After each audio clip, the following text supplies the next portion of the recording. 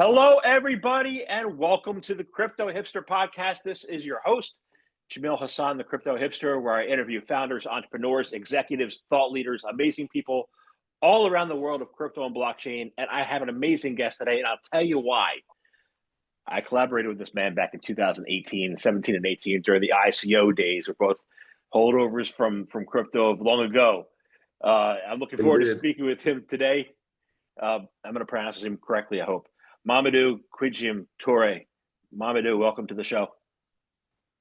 Thank you so much. It's such a pleasure to be here and reconnect with you on the show. So so much has happened over the years, and I'm glad to see you tall and strong, and having kind of gone all through the waves with the valleys of death, etc., in the industry, and here you are, strong and radiant. So congratulations.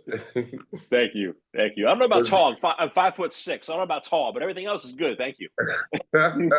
You're tall in spirit. Thank you. Yes, sir. Let's kick things off, and let me ask you first. What is your background, and is it a logical background for what you're doing now, and how the last 8 years have been for you? So. Yeah, my background, I'm from investment banking. Started my career with KPMG in Paris in France, then joined BNP Paribas investment banking arm, BNP Paribas Fortis, mostly focused on mergers and acquisitions, project finance, government advisory, before joining IFC World Bank, where I was in charge of investment in telecom, media, technologies for Sub-Saharan Africa. Spending my time mostly between Washington and the rest of the continent. I made the first investment in the world at the time in mobile money, mobile banking, even before M-Pesa, as I could see that that was the way the world was going, to leapfrog, right? I've always been big on looking at technologies that help leapfrog. And after those years, 8 years with IFC World Bank, I joined GE as managing director in charge of investment and project finance for the group. So spending a lot of time between New York and the continent, covering 48 countries across the industries: power, water, mining, oil and gas, transportation, healthcare. Where we had a chance to grow the portfolio from 5B to at least a pipeline of projects to 23B. And in parallel, I was always having, started my first NGO. I was 19.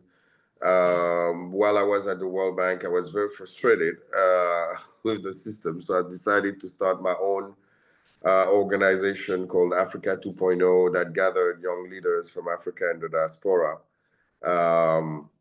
to come up with a vision from Africa. We were we had the support of great people like Nelson Mandela, Graça Machel, and a few other states. And the idea for me when I wanted to leave the corporate world, because I was kind of living this double life, investment banker during the day and social activist, if I may, right? Moonlighting. And the idea was, can't we find a way to kind of do business that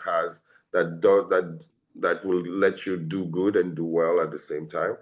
And that's why I discovered also Bitcoin. And those were the very early days, the ICO days. I think those are the time where we met. And for me, it was very much of a revolution, right? It's like, oh, wait a minute. Are we moving away from the old boys club, and are we getting into decentralized finance where everybody really is going to have a chance? Are we really talking about this great opportunity for wealth transfer, where technology supersedes personal contacts and favors and bypass the central institutions that could be biased or inefficient sometimes. So I saw this as a revolution. I dropped everything. I think that's where we met. I was very, in my early days, super enthusiastic. We started maybe with a community coin as an idea, and then it evolved, into looking at what is that Africa has best to offer, right? In a context where most of my friends, entrepreneurs, CEOs would work very hard, but their currencies would depreciate. I even had friends in Argentina, in all those countries where no matter how hard they work, their wealth would be divided by 5 at the end of the year, right? And in a context where there's so much mineral resources and so much gold being exported, and gold in parallel would have gained, I think, between 2000 and 2017, 18, probably 600%, right, or 500%, and now 1,000%, right? So why don't we leverage to our strength? And the point was, okay, let's democratize access to gold, right? So that anyone could buy gold from as low as 10 cents or up to from $1 and use the power of blockchain technology to do that. And that's really how the journey began. Little did I know how complicated and how hard and how challenging the journey would be. But I don't regret a single second having embarked on this, because for me, it's an opportunity of a lifetime for a generation to make new rules towards shared prosperity and leveraging on technology for that. And since I'm big on leapfrogging, that's since internet, there hasn't been any better opportunity for people to leapfrog, right? Now you've had the highway of information with internet. The problem is that money never had a highway; it had a one way. And and it was a one-way, tiny little passage, and now, okay, let's make it a highway, multi-directional, where effectively capital and asset can flow freely, without the bottleneck of a middleman that decides who gets what. In a nutshell, that would be my background and how I got to this. Yeah. And if you didn't have the right credentials, you thought you were going down the road. That road was a dirt road. But, now it's Yeah, sometimes, now it's a paved road. So, yeah. I do want to ask you, I did attend the World Bank conferences last October. I did go to the a summit on Africa on electricity in sub-Saharan Africa, and I don't know if you were there. I was in the room. There were five foreign ministers speaking in front of the group, and I was right in the middle of the room, and I did not get I didn't realize they were all going to speak in French. So Oh, sorry. I sat in the room for 2 hours in the middle. I had no headphones. Like, why would I need headphones? I didn't understand a single word. So, Yeah. but I do digress. I want to find out what the Ubuntu tribe is all about. Including your purpose, your vision, your mission, and all that. No, I mean, your anecdote is actually pretty interesting, right? It really showed, I mean, you're kind of making reference to language, right?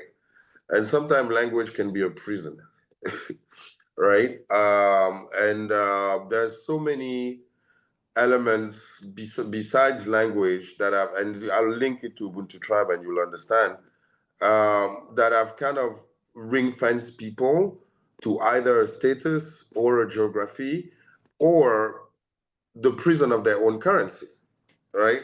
And you were talking about the francophone, etc. They have this CFA franc that basically any international transfer had to go to the French Treasury, right?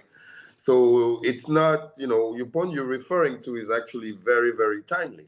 And I think what the point we had was, wait a minute, if everyone has the currency and actually only three were kind of globally recognized, euro, pounds, and dollars, and maybe the Japanese yen to a certain extent, and everything else was pointless or didn't really matter, right? But we came to one conclusion, is that there is one thing, one very thing that has always had value, regardless of civilization, regardless of geographies, across human history. It's gold. And it has been the backbone of the financial system. And every time of crisis, everybody go back to gold. So I don't, and another very interesting story is that even the elite troops of the top military groups in the world, of whichever country, in your survival kit, most of them would have an ounce of gold in their survival kit. And you know why?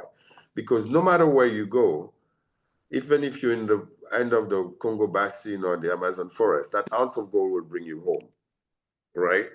So we said, okay, let's tokenize gold because at the end of the day, it's universal. There's no borders, there's no limitations. Everybody understands what it is. People have gold rings, earrings, chains, you name it, right? And if that's one thing, if it can be tokenized, wherever it goes on the planet, people will value it. The only problem was actually that people don't have access, right?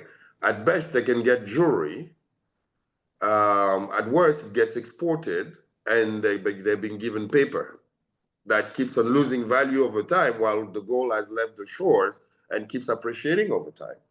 So that's why we said, okay, let's tokenize gold, but let's make it available at the lowest denomination for anyone to have a chance to participate as long as they have a mobile phone. Because by the moment you do that, you eliminate borders. You may not want CFA francs or Argentinian peso to be paid to you, but if somebody said, look, I'm going to send you gold, you'll think twice, right? It's not a currency, it's not a stable coin, let's call it, it's a gold-backed token, right? And in that sense, how do we create a unified environment where everybody has a chance to play within an asset that has never disappointed over the past centuries? That's how we came to this, right? And in a context where, if you look at Africa, I think 47, 46% of the global gold deposit actually it sits there on the continent. So what about tokenizing it, right? Even if it gets exported, what we have today, we have gold bullion in Zurich, Stuttgart, Copenhagen. We partnered also with the MCC in Dubai and Singapore Global Metal Exchange, so that your gold is sitting safe, and wherever you are in the world, you can buy a digital certificate of gold ownership at the minimal fractional value of $1, even less. The gold doesn't move, but the ownership gets transferred and the value gets shared. That's really the rationale for which we got into launching Gift Gold, which is our gold-backed token by Ubuntu Tribe. Great. So you launched Gift Gold. What I know what it is, makes sense. What does it enable that currently isn't enabled today? Think of this. Basic stuff, right? Take a case, you have a huge health problem, right? There is no doctor competent, let's say, for that specific heart disease or whatever, right? Let's think of a basic stuff like telemedicine, right? Now, you could access any doctor in the world by offering a gold-backed token, and they can save your life, right? Let's think of access to education. Let's think of remittance. Why send paper back home when you can send gold that is programmable, that sits on your wallet, that keeps appreciating while you only take what you need, while the rest grows? Think of financial inclusion, right? Everybody's been talking about financial inclusion for the past 30 years, right? This is like the big narrative. But what does it really mean, financial inclusion? Is to give you a bank account? And then what? So if you don't have an asset, the bank won't lend to you, right? They lend based on collateral. And when they lend, they're going to charge you because you don't have any credit history, because you just got included. So they're going to charge you the highest possible interest rate. And financial inclusion turns into debt trap or poverty trap. And let's remember, finance is based on two key things: asymmetry of information and collateral. If you have an asset like a gold-backed token, the bank won't think twice. And I use DeFi. I don't need your credit history. I lock your asset, and you can borrow on the back of it to fund your small business, to expand. And guess what? This year alone, gold gained 40%, right? Over the past year, it gained 120%. So you could repay your debt twice without even needing the cash flow, right? And without having to produce historical data that you may not have. Think of students, think of farmers, think of blue collars who struggle. Well, even in the US, people forget that at least 15% of the US population is unbanked or underbanked, right? But they all have a phone. And many of those are maybe immigrants or lower bracket of the population.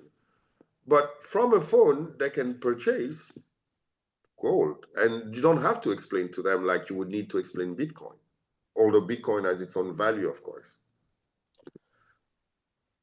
That was my next follow-up question for you. And it's simple. If I walk into a bank with a bar of gold, they will lend me money. If I walk into the bank with my Bitcoin wallet, they will not lend me money. Why? Yes, correct. So how can we get the banks to understand? Like, there's no difference. They're both both assets. How do you get them to lend you money if you're a Bitcoin holder? We waiting for the Genius Act and the Clarity Act, right? Banks follow the leaders. Look at JP Morgan now, who's been for years, laughing at Bitcoin, and now is rushing towards Ethereum and Bitcoin. Why? Because it has become sexy, and because the US administration has realized that if they want to absorb the massive deficit, they're going to have to build different type of strategic reserves, right? And Bitcoin happened to be one of them, and they also need to kind of have those stable coins in place. And they gave the freedom to the likes of Amazon and banks to issue their own stable coins. Suddenly, watch this space. They're definitely gonna want, and you look at BlackRock, right? They started with Bitcoin ETF. So it's just a matter of time. I love this quote from Gandhi that says, first, they laugh at you. Then they ignore you. Then they fight you. And then you win. And that's really what's happening now, right? And it has become a game of if you can't beat them, join them. And that was the power of Bitcoin, this hyper decentralization, something you can't catch. And we all owe what we're doing today to Satoshi Nakamoto, in that sense, right? And I certainly see the rise because it will also become an asset of last resort in the context of the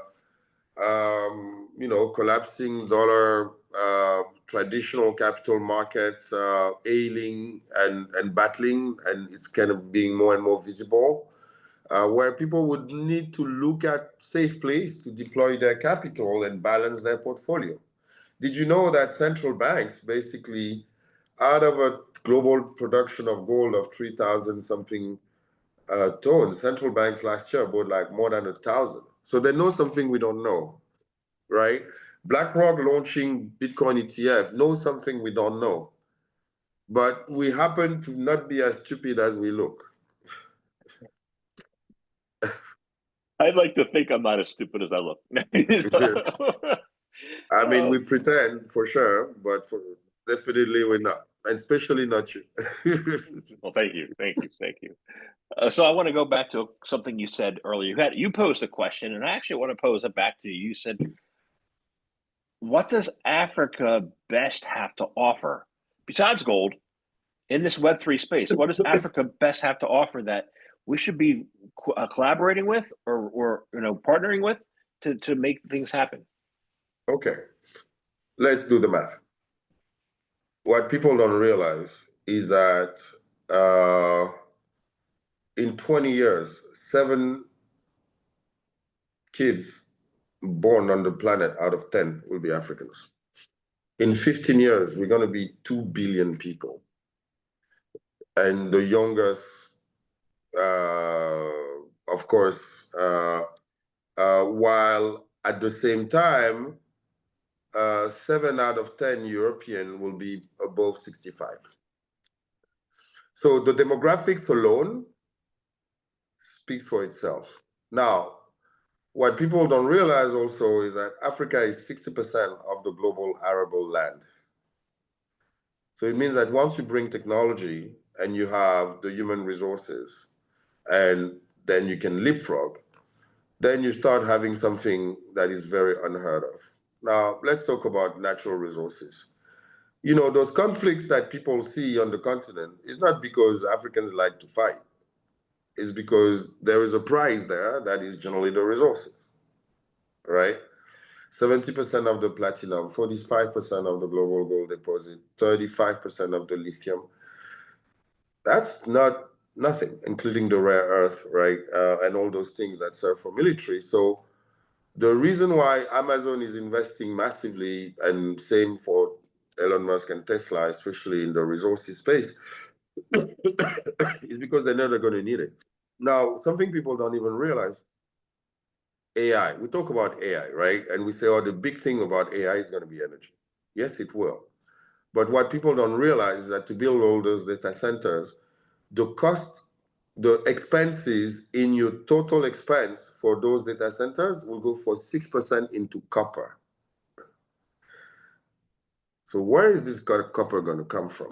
And now think of our model, which is tokenizing natural resources and commodities and making sure that, contrarily to what happened over the past decades, whether it's in Latin America, in Africa, in Southeast Asia, and so on, we fractionalize ownership so that there's a true shared prosperity as we enter this commodity super cycle, right? Now with AI, are you going to need to build schools? I don't think so, right? What you need is good connectivity and good electricity, right? But now you have very smart things. You have, Elon Musk, Starlink. You have, everyone is now putting so that every inch of the planet is covered, right? Energy, we have sun, so solar, decentralized. You have a lot of this distributed power that would actually address the problem. And that's what people fail to understand, is that the ingredients are actually gathered for a leapfrog like people have never seen before. What was really missing was the capital to fuel it, or the monetization of those assets, of those resources in a way that become democratized, where global and local investors can participate and get a piece of the pie and grow. Because now we also, as Ubuntu, we tokenize assets in ground, the rights to those assets in ground for future extraction. We don't just do gold token sitting in bullion vault. We're very advanced on some of those key minerals because we know that's the name of the game. I'm thinking here. You commoditize gold. Say you commoditize and fractionalize copper, access to diamonds, access to natural resources that the world needs. What now is possible for the average person, to do? Because they can get a piece of the resources they've been sitting in for generations. It changes everything. Did you know that lithium, I think over the past 4 or 5 years, gained 600%? Do you realize what difference it makes into somebody's life to even own $100 of savings of lithium and having it worth $600 a few years later? It changes everything, right? And gold alone, like I told you, if you had bought $100,000 of gold in 2000, you would be sitting on $1.3 million today. Point is, the media don't discuss that. The finance world don't talk too much about it. You know why? Because if everybody starts and buy gold, then it won't be as cheap as it used to be. Or lithium or copper or anything like that. Something like that, indeed. Interesting. So I want to talk. You said people don't have access to banking. So I want to find out, gold tokenization and MiCA like regulations has been a regulation framework that has worked, in Europe and then some African countries too. But I want to find out under, compliance standards under MiCA, what Yeah.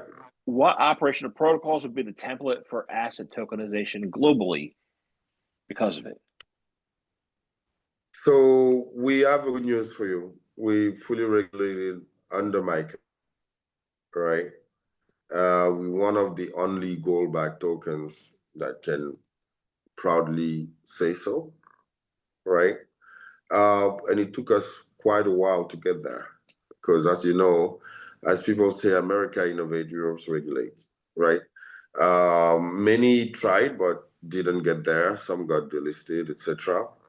But it gives us that stamp of approval at global level that we've been verified that customers' interests are protected and that we are compliant and so on. And for us, it was very important, right? Because you've been there probably longer in this space longer than me, and you know how complex it was to deal with compliance because there's always been this gray area. And of course, you saw in the previous administration the witch hunt that in many cases was very arbitrary. So we didn't want to leave anything to chance. And we also believe that our customers deserve access to a product that has been checked, to processes that have been verified, and to a customer care approach that takes their interest and that protect them from any possible risk. And we did it. We as much of a rebel that we are, we also understand the value of regulation. You've seen so many rug pulls. You've seen so many scams, right? And for us and we didn't want to fall into that trap of pump and dump. And many like you and I got into this space because we believed in what the industry stands for. We believe in how blockchain can effectively change people's lives. And then there was a second wave of people who saw great opportunity to be rich fast and disappear, right? But some of us have stuck to, and that's why it took us so long, by the way. Because when you want to do things right, you can't take shortcuts, right? And of course, and we also build supply chains and all those things. But now here we are. We are fully regulated in Europe, soon in other regions, of course, across the continent. We also have a wallet that is full compliant with KYC and so on. And that for us was very important, right? Because ultimately we're here to stay. It takes time to build trust, right? And the same way that it takes time to build when you want your product to be trusted. Yeah. So let's talk about those shortcuts. I agree with you. There are a lot of people who come in who over leverage their bets to try to get rich quick, right? They're missing a point, right? Yeah. They're in a big way. Like, so we're here for the adoption, for the long haul. How's it gonna? But a lot of people don't see that. How do you get more people to see that this is an opportunity to build for the long haul? And then by backing, your tokens with physical assets, how can they become part of the long haul and think in terms of long-term wealth instead of get rich quick? It's a very good question. So our model, I'll tell you at least our story, right? 2-3 years ago, before Terra Luna and FTX, etc., everywhere we would go and say, "Oh yes, we have this gold-backed token," people would laugh at us and say, "Oh yeah, but we're looking for 100x, 50x, and you're coming with gold like 10% or 20% per year. I mean, come on, bro, stay home, right?" And I stuck the course because at the end of the day, think of this. How many of us were there in 2018, 2017, strong believers? Not many have lasted, right? And those who are here for a quick buck finally disappear, right? Unfortunately, they tarnish the image, right? And it's also about talking to the right audience, because it's so much easier to call upon greed than to offer hope, right? And the reality is people also have to make their own experience. So we had to stay quiet on the side, understanding that the time will come for people to decipher. But it's also about talking to the right audience to whom it makes a difference, right? And I think there's been a lot of narrative that were not necessarily addressed to those who need it the most, right? And in our case, we make sure we also communicate, and it's a lot of education, right? Because you don't come with complex tokenomics and say, I'm going to burn my token so that the price goes 5x. You're not going to burn gold, sorry, right? But I think resilience, grit, and consistency for people to ultimately see that there is there is a difference, and there are people out there, and also I think what's also coming is that the early adopters were much more risk averse. They wouldn't mind losing everything because it was spare money, right? Those I won't call them the late adopters, but the mass adopters are more mom and pop who are more careful, right? And can't really bargain, the savings of the family. And that might be also the audience, which is the 95% at the end of the day. Think of this, right? Crypto today is 400 million wallets, 450 maybe, 500 if you're lucky, if you don't count the double counting, right? We're talking about 8 billion people. It means that 7.5 billion are yet to be onboarded. And that gives me hope, right? But it also shows that it has stagnated, adoption has stagnated because there was a failure in finding, one, the narrative, and second, the outreach to an audience who actually is the one who needed the most, who lives from paycheck to paycheck. I'm going to have to go back to your World Bank hat on the next question. Let me change it then. How about this one? I like it. World Bank hat. I mean, you got me at hello. I thought I had a second hand on my table. Let's play the game.